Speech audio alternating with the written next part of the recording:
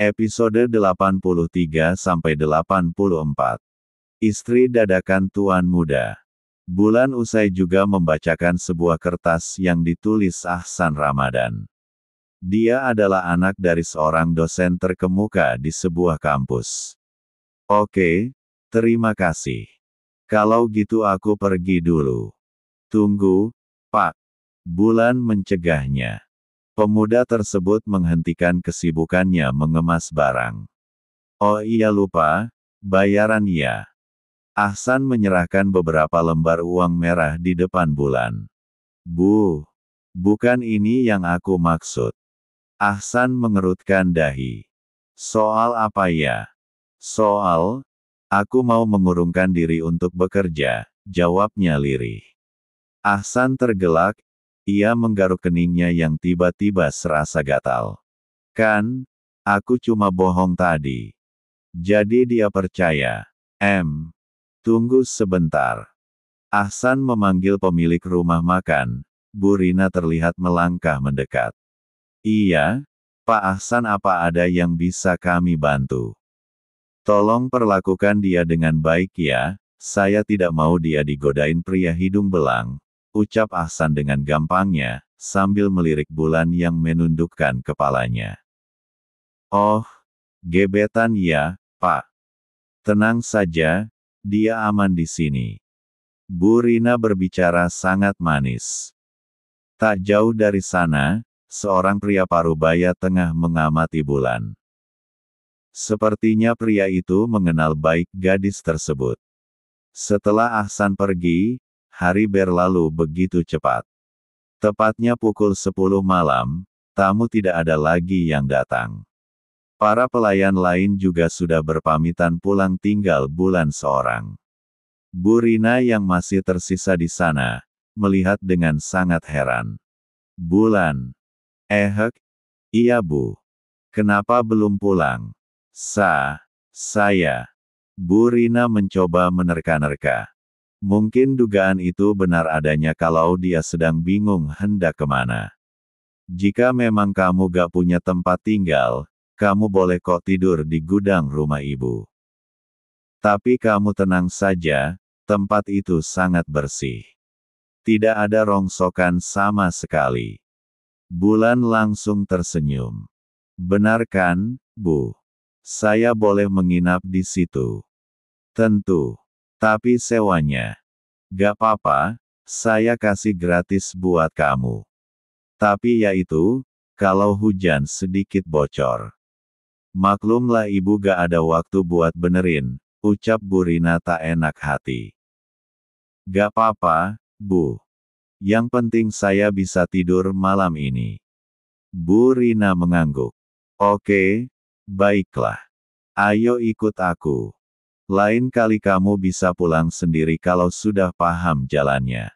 Baik, Bu. Bulan segera berganti pakaian dan mengikuti Bu Rina. Karena tidak terlalu jauh keduanya memilih berjalan kaki. Apa setiap malam ibu pulang jam segini? Tanya Bulan. Tidak, hanya setiap hari Senin sampai Selasa saja. Itu karena pengunjung sangat ramai di hari jam kerja. Selebihnya saya serahkan sama Pak Jono, juru masak saya. Bu Rina terlihat baik, dan Bulan tidak merasakan hal yang aneh terhadap beliau seperti yang dikatakan Ahsan.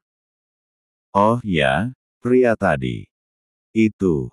Baru kenal, Bu, potong Bulan. Dia tidak mau Bu Rina salah paham. Oh. Tapi sepertinya dia tertarik denganmu. Ah. Ibu bisa saja. Saya ini sudah punya pacar, Bu, jawabnya bohong, berguna untuk membentengi diri agar Bu Rina tidak macam-macam seperti kata Ahsan tadi. Wah, kalau begitu, Pak Ahsan hanya akan menjadi seorang pengagum dong. Bulan mengangguk sambil tersenyum sedikit malu, padahal ia sendiri tidak tahu siapa pacar yang dimaksudnya. Perbincangan keduanya semakin hangat, hingga tak terasa sudah sampai di depan rumah. Bu Rina mengantar ia masuk ke dalam gudang tapi gudang tersebut layak dibilang rumah. Ada satu ruang tamu lengkap dengan kursi kayu dan juga satu ruang tempat tidur. Di sana juga sudah ada keperluan memasak. Sebenarnya ini tuh bukan gudang, Lan. Dulu tempat ini dihuni oleh saya sewaktu masih sengsara, dan alhamdulillahnya berkat rumah makan itu saya bisa membangun yang di samping. Ya Allah, Bu. Terima kasih ya, sudah memberikan rumah senyaman ini untuk saya tinggalin. Bulan menggapai tangan Bu Rina dan menciumnya. Tidak perlu sungkan, ibu juga cuma tinggal berdua kok sama anak perempuan ibu. Ayahnya sedang bisnis kuliner di China. Hanya pulang setahun sekali.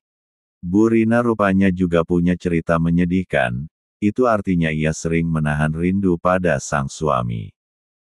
Ibu pasti kangen ya? Tentu saja. Tapi mau gimana lagi? Mau sukses kan harus berkorban. Ya sudahlah, kamu tidur dah malam. Ibu tinggal ya. Iya, Bu. Sekali lagi terima kasih. Sama-sama. Setelah ditinggal Bu Rina, Bulan merebahkan tubuhnya di kasur yang sudah usang tersebut. Ia begitu lelah 2 malam tidak tidur dan seharian ini bekerja keras. Bulan tersenyum, mengingat rahim yang kini sudah ada yang menempatinya.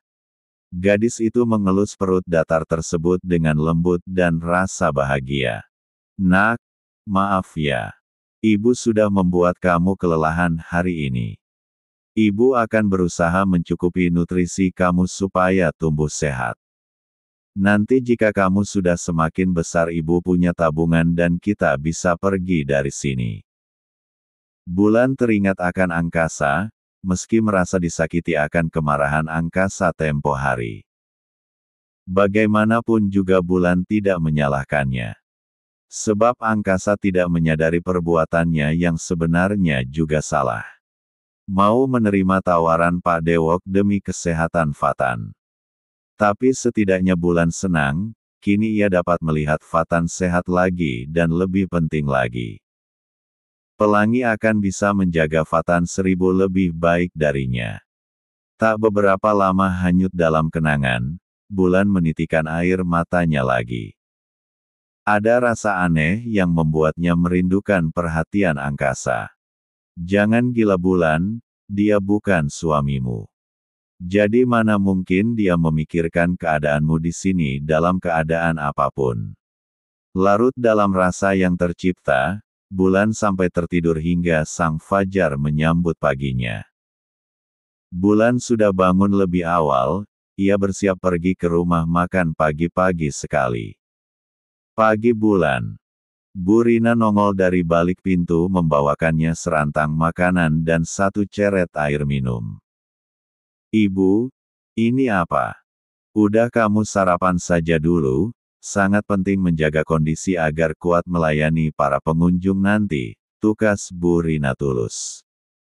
Ya Allah, terima kasih, Bu. Aku tidak menyangka ibu sebaik ini sama aku. Bulan menerima pemberian Bu Rina dan meletakkannya di meja. Kamu jangan sungkan, Nak. Sebagian rezeki kita adalah milik orang lain, dan kau adalah orang yang beruntung mendapatkannya, papar Bu Rina. Iya, Bu. Ini sangat luar biasa untuk saya. Terima kasih sekali lagi. Baiklah, Ibu pulang dulu ya. Harus nganter Lili sekolah dulu. Bu Rina melenggang pergi. Bulan yang memang sedang kelaparan langsung menyantap sarapan tersebut. Usai sarapan, ia tiba di rumah makan lebih pagi. Karena rajin, Bulan membersihkan tempat itu lebih dulu. Rasanya ia harus banyak berterima kasih mendapat kebaikan Bu Rina. Wah, Bulan kamu rajin banget. Seru Rani yang baru datang. Sedang yang lain hanya mengamatinya. Episode 84. Sudah beberapa hari sejak selesainya pengajian Dinda. Angkasa mulai berubah, ia tidak akan pulang jika tidak dalam kondisi mabuk. Seperti hari itu, ia bercengkrama dengan ketiga sahabatnya yang kembali akrab dengan angkasa. Mereka berjanji akan bertemu di bar, dan pertemuan itu membuat angkasa cenderung melampiaskan kekesalannya dengan meminum wine, bir dan semacamnya. Tidak peduli dengan semua di sekitar, sebab dengan cara itu ia merasa dapat melupakan segala masalahnya. Hai, bro. Datang juga lo. Putra, Adi dan Dino melakukan salam persahabatan. Iyalah, bosen di rumah. Gak ada yang bikin hatiku seneng. Oh ya, udah mesen minum belum? Angkasa duduk di kursi kosong yang tersisa. Baru juga nyampe, lo sabar aja dulu. Nih kacang goreng. Putra memberikan satu bungkus makanan ringan tersebut di depan angkasa. Pemuda itu langsung membuka dan menikmatinya. Sudah lama gak kayak gini sama kamu, angkasa. Jarang jangankan kita bisa kumpul bareng. Perkataan Adi, dibalas angkasa dengan senyuman. Itu karena aku sibuk dengan istriku. Oh iya, salah. Dia bukan istriku tapi aku terperdaya. Angkasa melanjutkannya dengan tersenyum miring. Ketiganya menatap lekat ke arah angkasa, meskilah menutupi masalah itu dengan rapat. Mereka sangat tahu jika lukanya begitu dalam dan itu sulit untuk disembuhkan. Apa kamu tidak punya perasaan dengan cewek itu? Seloroh Dino, dari dulu pemuda itu selalu berpikir dewasa dalam mengambil sikap. Hah, siapa maksudmu? Angkasa pura-pura tidak tahu. Gadis mirip Sekar. Kalian sudah 3 bulan lebih bersama, saya yakin kamu punya perasaan istimewa terhadapnya, lanjut Dino lagi. Mendengar itu, Putra rupanya tidak setuju. Tolong, jangan membuat pikiran angkasa kacau lagi dong, Din. Biarkan saja dia terlepas dari cewek penipu itu. Maaf, Put. Tapi bukan tidak mungkin kan. Jika melupakan Sekar dan mencoba membuka perasaan untuk wanita lain angkasa tidak menderita lagi. Ah, lebay lo. Angkasa hanya akan mencintai Sekar, cibir Putra. Dino tersenyum menanggapi Putra, rupanya pemuda itu enggan melihat angkasa terlepas dari masa lalu. Masa lalu tidak akan kembali. Angkasa harus move on dan melanjutkan hidup. Aku setuju dengan Dino kalau angkasa harus membuka diri. Adi juga mengeluarkan pendapatnya karena itu akan sangat membantu angkasa. Angkasa mengacuhkannya dan lebih memilih pergi memesan wine. Setelah mendapatkan apa yang dia mau, pemuda itu langsung meneguknya. Angkasa, tolong jangan minum terus. Dino kembali mengingatkan.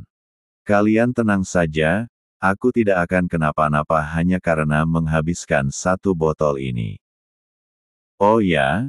Aku harap kalian tidak usah lagi memikirkan nasib aku selanjutnya. Bisa jadi jomblo itu lebih menyenangkan dan bebas. Iya kan hahaha. Angkasa meneguk lagi wine di tangannya langsung dari botol. Sebab ia tidak puas hanya dengan gelas mini yang disediakan pemilik bar. Tak lama larut dalam kesibukan, beberapa wanita menghampiri mereka. Tentu mereka adalah para wanita sewaan yang menginginkan uang dari pemuda yang butuh ketenangan. Halo, sayang. Apa kamu butuh teman mengobrol? Gadis soksi itu melingkarkan tangannya di leher angkasa, lalu mendaratkan satu kecupan di pipi pria itu. Angkasa menoleh dan tersenyum. Sayangnya ia tidak tertarik lagi dengan wanita selain istrinya. Kamu ajak saja yang lain, saya butuh sendiri, ujarnya menolak. Oh. Gitu ya. Oke. Mereka bertiga menarik Putra, Adi dan Dino ke lantai disko dan menikmati sukacita sebagai pria yang belum memiliki pasangan. Angkasa mengamati mereka dan tersenyum smart. Bagaimana juga ia cukup terhibur di tempat itu. Di tempat lain, Bulan yang tampak sibuk melayani pengunjung tamu kembali bertemu dengan Ahsan. Repot banget ya kelihatannya, celoteh pria itu. Bulan tersenyum. Aku harus bersemangat, bukankan mau sukses butuh perjuangan, ucapnya sembari menoleh ke arah Bu Rina yang menyukai cara kerjanya. Oh, oke, aku mau mengobrol sebentar denganmu. Kenapa harus aku? Bulan menunjuk dirinya sendiri. Emangnya kenapa, kalau aku memilih kamu? Ahsan memilih tempat duduknya dan sekali lagi meminta Bulan mendekat. Temani saja Bulan, biar mereka yang handle, ucap Bu Rina memberi izin. Oh, baik, Bu. Bulan duduk di depannya. Mau ngobrol soal apa? Ucapnya agak sinis. Kamu pernah gak sih dijodohin? Pertanyaan itu sontak membuat Bulan tertawa. Emangnya kenapa? Kamu dijodohin sama orang tua kamu. Tawa itu seolah mengejek Ahsan yang diam-diam mengaguminya. Ahsan menghela nafas panjang. Sebenarnya aku tidak menyukai perjodohan, tapi entah mengapa papaku sangat ingin melihat aku segera menikah, ucapnya sedikit miris. Kenapa gak cari pacar? Sahut Bulan sesukanya. Bukan belum, tapi aku belum menemukan yang cocok, jawab Ahsan. Di bar. Angkasa terlihat sudah mabuk, ia yang sudah cukup lama ada di sana, sangat ingin beristirahat akan tetapi untuk berjalan saja ia kelelahan. Melihat Angkasa melenggang pergi ketiga sahabatnya bergegas mengejar. Angkasa, tunggu. Kamu mau kemana? Tanya Adi. Pulang? Aku lelah, jawabnya Asal. Kalau begitu biar kami antar, tawar Dino. Ia memapa Angkasa ke mobil pria itu. Diikuti oleh Putra dan Adi yang menggiring dari belakang. Melihat kondisi Angkasa, Dino terenyuh. Karena cinta sahabatnya banyak mengalami hal yang dulu sama sekali tidak ada dalam dirinya. Din, kenapa bengong? Ayo jalan. Ucapnya terus mengoceh tanpa henti. Aku paling benci menunggu, sesuatu yang tidak akan datang lagi, imbuhnya. Sesekali ia terbatuk-batuk. Pasti itu pengaruh alkohol tersebut. Iya, ini kita jalan. Dino menyalakan mesin dan melajukan mobil Angkasa dengan kecepatan sedang. Di belakang, Adi terus memperhatikan wajah Putra yang lebih sering ditekuk di depan mereka. Lo kenapa, Put? Akhir-akhir ini, lo sangat terobsesi pengen Angkasa menjauhi gadis mirip istrinya itu. Putra hanya menoleh sebentar ke arah Adi, tapi tidak memberikan jawaban sepatah kata pun.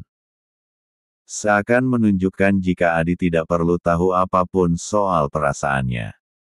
Tepat di depan rumah makan yang mereka lintasi, tiba-tiba mobil Angkasa mogok. Din, kalau nyetir yang benar kenapa? Celoteh Angkasa lagi masih belum sadarkan diri. Gak tahu, Sepertinya mobil ini mogok. Dino segera turun dan mengecek kondisi mobilnya. Benar saja mesin depan Angkasa mengeluarkan asap. Aduh, ini mah mesinnya kepanasan. Bentar ya aku minta air ke rumah makan itu dulu, mungkin saja jual. Dino masuk dan memesan 3 botol mineral pada seorang penjual yang ternyata adalah Bu Rina. Berapa, Bu? Rp21.000. Mobilnya mogok nak? Tanya Bu Rina penasaran. Iya, Bu. Mungkin teman saya lupa mengecek mesin mobilnya. Angkasa yang lelah menunggu. Akhirnya turun dari mobil dan ikut menyusul Dino. Meski sempoyongan ia nekat juga. Tapi belum juga masuk ke dalam rumah makan, angkasa terpatri pada sosok Bulan, yang sedang mengobrol dengan seorang pria dengan sangat bahagia.